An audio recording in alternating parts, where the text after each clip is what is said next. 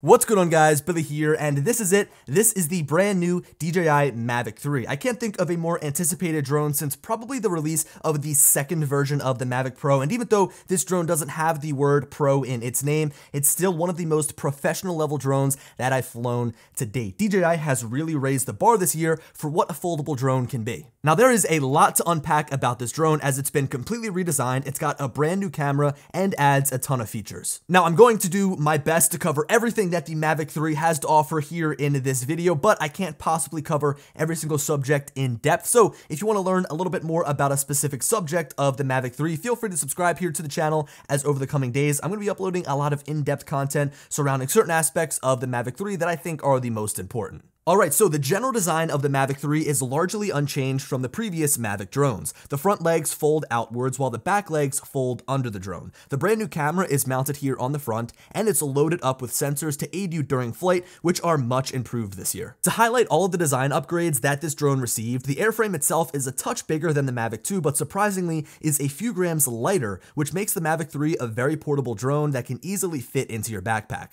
The battery now, instead of being a part of the aircraft body, slides into the back of the drone like a tube, which makes for a cleaner exterior design and an overall more secure fit. Just above the battery is a small flap that hides the micro SD card slot for storing files and the USB-C port for charging the drone and offloading media. Yes, you heard that right. You can now charge the Mavic 3 using the USB-C port on the drone itself. So underneath of the flap, we plug in the USB-C cable, and now the battery inside of the aircraft is charging. Now, if you choose to purchase the Cine bundle or the Fly More combo, you also get a battery charging hub, which has a USB-C port on the side. You just plug in the cable, and now it charges the batteries one at a time. It starts with the battery with the most amount of charge and then works its way down to the battery with the least amount of charge. And the good thing about this system is it is no longer proprietary. Unlike the Mavic 2 Pro, the Air 2S, the Mavic Air 2, where you needed the charger for that drone, you can use any USB-C cable that you find. The one thing I would just say is make sure you find a power adapter that matches what the output wattage of the one that comes in the box is, which is 65 watts. So you need a power source that supplies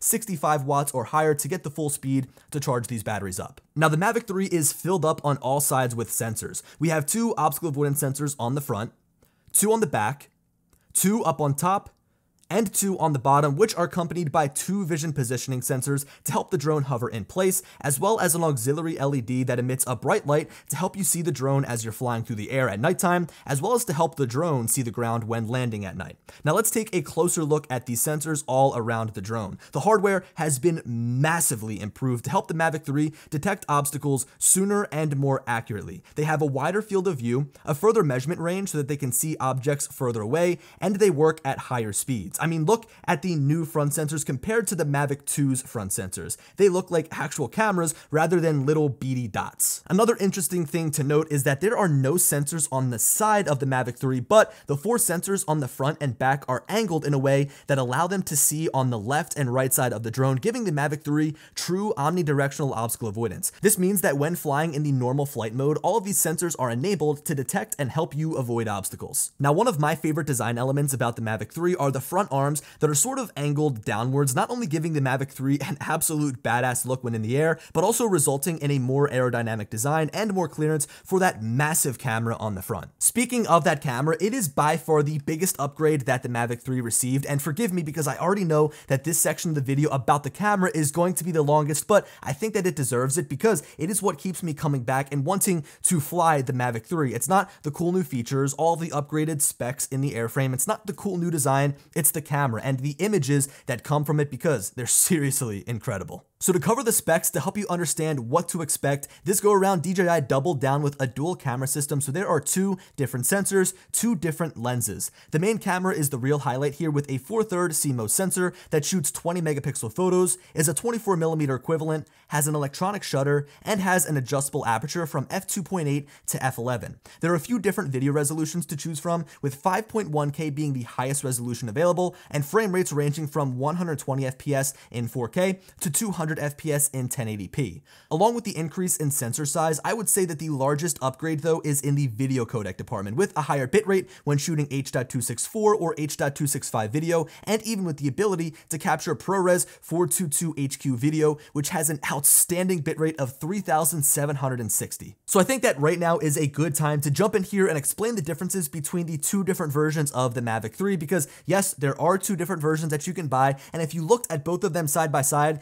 you probably wouldn't be able to tell the difference. And that's because both versions of the Mavic 3 are basically identically the same except for two differences. So both Mavic 3s have the same camera, the same obstacle avoidance sensors, the same flight time, the same specs, the same speed, the same design, the same everything all the way across the board. But the one difference about the Cine version here is, of course, that it says Cine on the drone, but it can shoot ProRes video, and it has a built-in 1TB SSD. If you buy just the Mavic 3, it does not have the built-in 1TB SSD and therefore cannot shoot ProRes video, but other than that, they are both exactly the same drone. Now, over the course of the next few minutes, I want to take things a little bit slower and just share some of the footage that I've gathered from various places that I've taken this drone. Some were just captured in the regular normal color profile, some were shot in HLG, and others were captured in D-Log, but all of them, no matter the color profile, were shot in ProRes and color graded after the fact in some way. Some are touched up a little bit more than others. Now, I'm going to leave a link down in the description so that you can download some of the raw video for yourself, but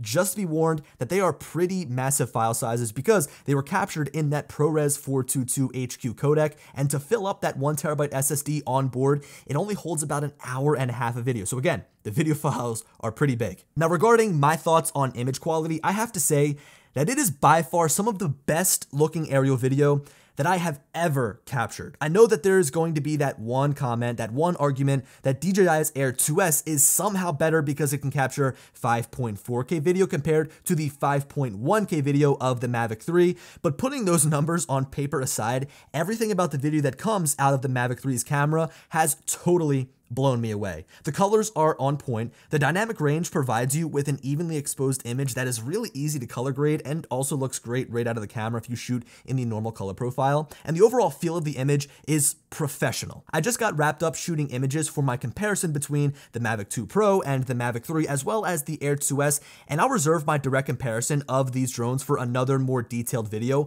but the footage that was captured on the Mavic 3 just has this cinema feel that really any other Mavic drone couldn't compete with. Now, while we haven't touched on the performance of the drone yet, a big reason as to why I also really enjoyed capturing video with the Mavic 3 is because of how fast and nimble the drone is. The max vertical speed is upwards of 17 miles an hour, which allowed for some dynamic reveal shots, and the overall flight characteristics of the drone make it the smoothest experience that I've had in the air. Somehow, DJI continues to improve their flight software, making it even better with every release. Now, with the bigger sensor in the Mavic 3's camera, you've got to expect that it does better at capturing video in low light.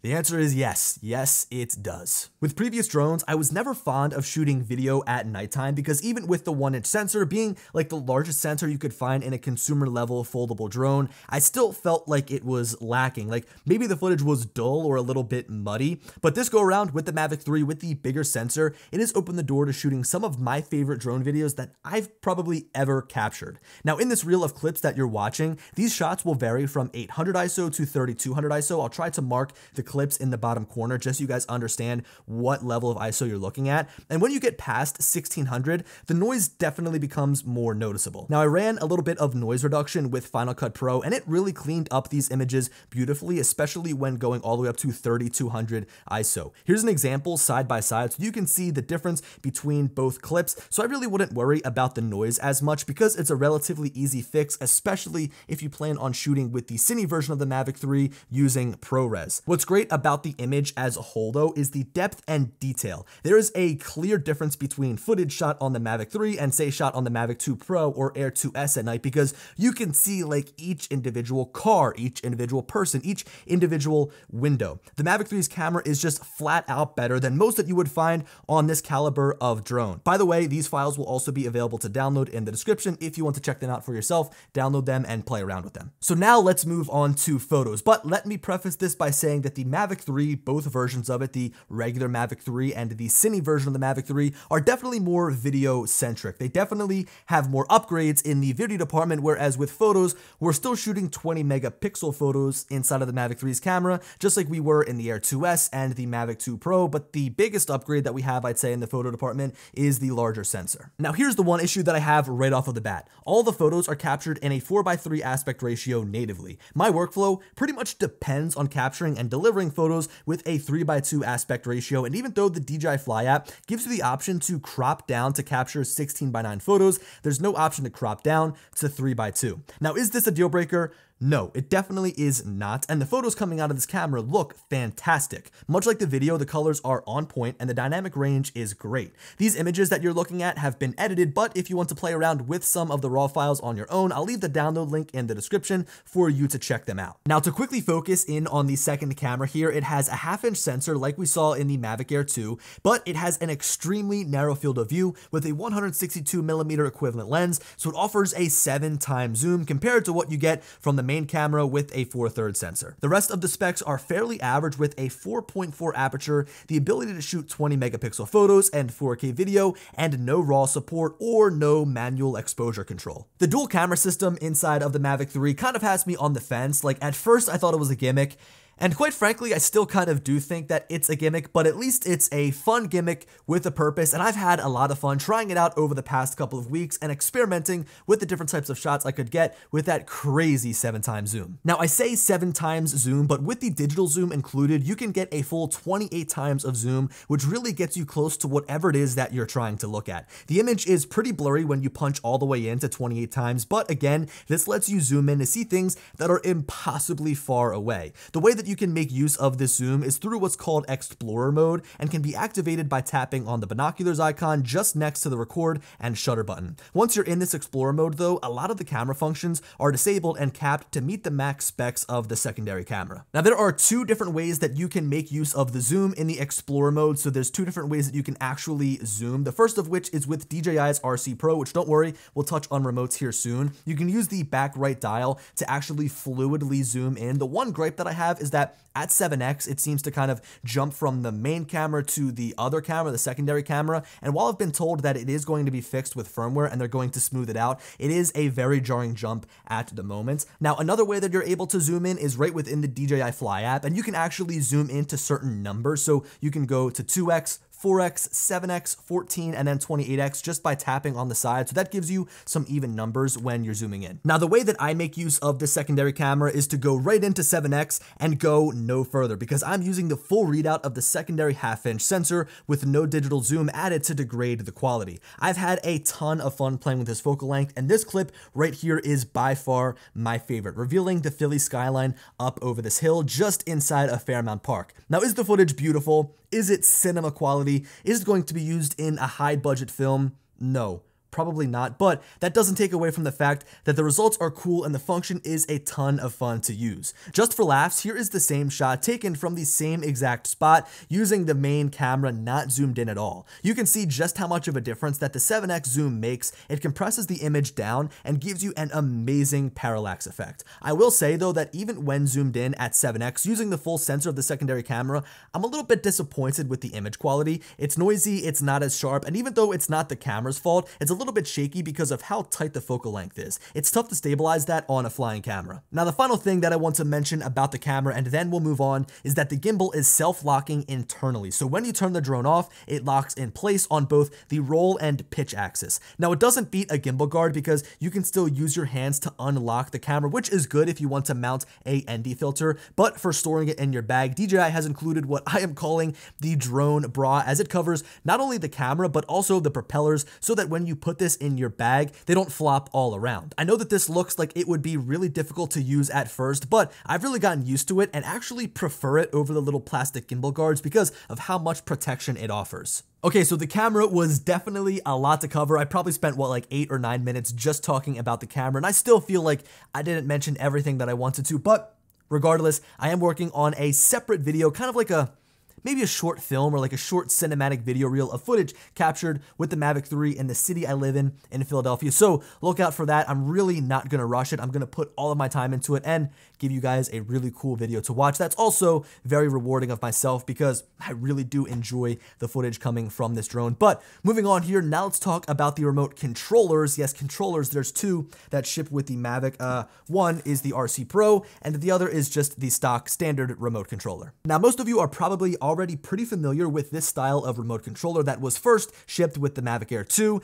then came with the Mini 2, and was also included with the Air 2S, and now is included with the Mavic 3. Now, with all of the different bundles, if you choose to purchase the Fly More combo or just the drone itself, you get the stock remote controller, which again is also the same remote that comes with the Mini 2 and the Air 2 and the Air 2S. If you instead opt to purchase the Cine bundle, the premium bundle, the top of the line, then this is the remote that you will get, which is called the DJI RC Pro, or as I like to call it, the Smart Controller V2. It obviously shares the same design as that first smart controller, but introduces a lot of great upgrades like upwards facing antennas, more room to grip the sides next to the screen for a more comfortable flying experience, and newly designed control sticks that are a lot more precise in my opinion. The smart controller's sticks feel a little bit off. Now, in my opinion, DJI's smart controller was one of the most premium products that they put out across the board. The fit and finish, the build quality, the materials used, the tactile buttons, the precision of the sticks, everything made the flying experience so much better, and somehow they made it better, the smart controller, through their RC Pro. Again,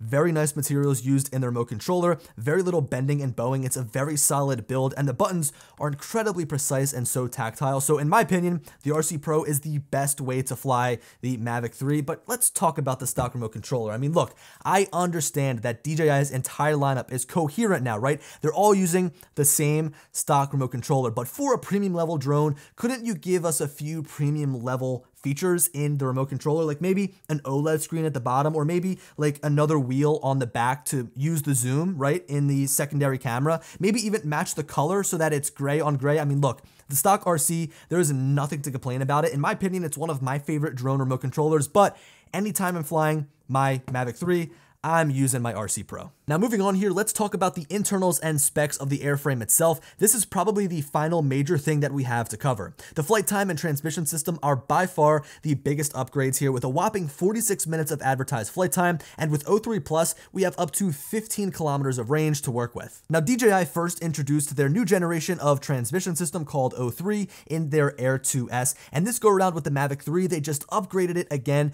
with O3 Plus, giving us a little bit more range, like 3 extra kilometers, so it goes from 12 kilometers to 15 kilometers, and if you use the RC Pro, the transmission system is overall enhanced and you get a much better signal because of the upgraded antenna hardware. Now, what makes O3 as a whole so powerful is that just like the Air 2S, the Mavic 3 has 4 antennas inside, so while it gives you further range, the signal is also going to be stronger at closer distances, resulting in an overall better flight experience. Now, the horizontal speed is just slightly upgraded from what we have in the older Mavic 2, but where we really see a bump is in the vertical speed at 18 miles per hour. That's almost double what the Mavic 2 Pro could do. If you've been watching my videos now for some time, you know that I love to make use of the ascent and descent speed to capture dynamic video, and when you send this drone up, it takes off like a rocket ship. It really makes any other drone that I fly feel slow. Now, continuing on here with some of the more miscellaneous points that are important to know, the Mavic 3 has a higher wind resistance rating than its previous version at 27 miles per hour. It has 8 gigabytes of internal flash storage, not to be confused with the 1 terabyte SSD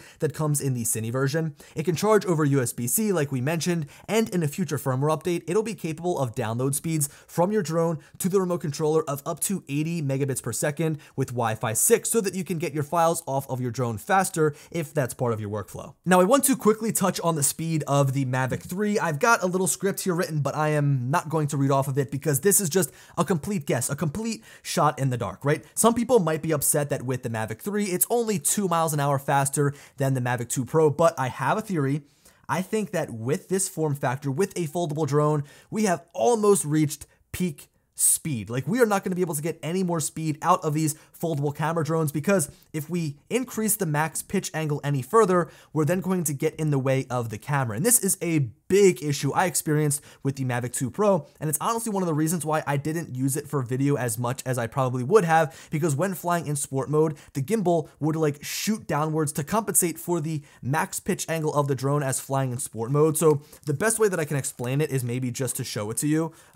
So we'll move actually this front arm out of the way. So as the drone continues to fly forwards, it is going to eventually cover the camera. So if we go any further, if we pitch it any further to go any faster, I mean, look, sure, it could go like this, but then the entire camera would be covered. So that's something that you need to balance, is the max pitch angle to blocking the camera, and you can only get so much speed out of that. Now, the final thing that I want to touch on in this video is autonomy, right? With every brand new drone from DJI, we see improvements in their flight software in terms of like their intelligent flight modes, as they used to be called. So we've got improvements this year to APAS 5.0, Smart Return Home, as well as Active Track 5.0. Now, before I go any further, I need to preface this by saying that this feature technically isn't out yet. Active Track 5.0 is not available in the Mavic 3 and won't be available in the Mavic 3 until January in a firmware update. And I understand that that could be a big deal breaker to some people. They feel like they're buying an unfinished drone, but luckily, I've been working closely with DJI. I have a beta version of the final firmware here installed on the Mavic 3. So right now, what you're watching is Active Track 5.0 in action, following me as I rip around on my one wheel. And I was blown away. I was shocked at what the drone was able to do in terms of dodging obstacles, following me, picking me up as a subject, flying by itself in general. I mean, really, I haven't had all that much faith in previous drones with Active Track, the previous versions of Active Track, but this go around with the Mavic 3, I feel like it's finally something I'd actually use. Okay, so right there is where I'm going to cut off the talk about the intelligent flight modes, because this is kind of like my initial review video, and I don't want to review beta firmware. Again, it's kind of a shame that they aren't going to be available right from the jump. We are going to have to wait for a firmware update in January, but keep it locked here to my channel, because over the next couple of days, I'm going to do some first look videos at like Active Track and do a full flight with it and share with you guys how the drone behaves, so you guys can understand just how powerful the feature is, so that there's something to look forward to when you pick up your Mavic 3 if you plan on doing so. Okay, so I think that's pretty much everything I wanted to cover in this video. Let me take a guess at how long the video is. 23 minutes. 23 minutes is my guess as to how long that this video is. But look, my overall impression of the Mavic 3 is that it's all the drone I expected and probably a little bit more. Like, I didn't expect a full 46 minutes of advertised flight time. I knew that we were going to get a bigger sensor, but I didn't expect the beautiful images that this drone was going to capture. So look, all in all, the Mavic 3 is my new daily driver. It is going to be in my bag. I'm going to fly it each and every single day for work, for client projects, for fun, for YouTube videos. I mean, this now is my main workhorse, and I cannot wait to share with you some more videos over the next coming days. So again, feel free to subscribe if you haven't already, and let me know what you think of the Mavic 3 down in the comment section below. Anyway, guys, hope you enjoyed, and as always, I'll talk to you later. Peace.